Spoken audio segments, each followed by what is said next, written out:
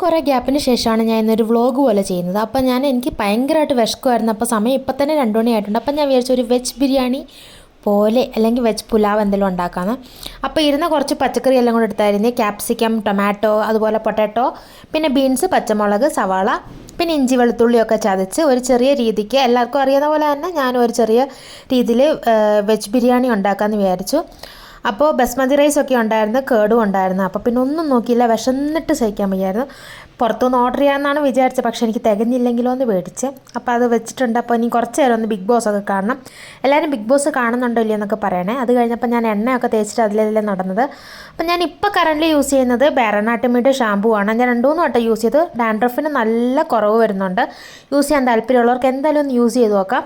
അങ്ങനെ ഞാൻ കുളിച്ചു, കുറച്ച് ഡ്രസ്സൊക്കെ വാഷ് ചെയ്യണ്ടായിരുന്നു. ഒരു 2-3 ട്രിപ്പായിട്ട് ഡ്രസ്സൊക്കെ വാഷ് ചെയ്തു, കാരണം ഇവിടെ ഭയങ്കര മഴയാണ്.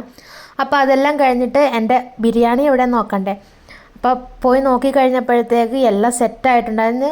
ഞാൻ അധികം മസാല ഇടാതെ ഉണ്ടാക്കുന്നത്, പക്ഷേ എന്നിട്ടും എൻ്റെ ഫുഡിൽ ഇപ്പോൾ ഭയങ്കര എരിവാണ് കേട്ടോ.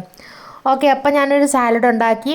പിന്നെ ഒരു ചില്ലി ഗാർലിക്കിൻ്റെ ഒരു അച്ചാറുണ്ടായിരുന്നു, അതും കൂട്ടി കഴിച്ചു. നല്ല ടേസ്റ്റ് ഉണ്ടായിരുന്നു. ആർക്കെങ്കിലും ട്രൈ ചെയ്യാൻ താല്പര്യമുണ്ടോ ഒന്ന് ട്രൈ ചെയ്ത്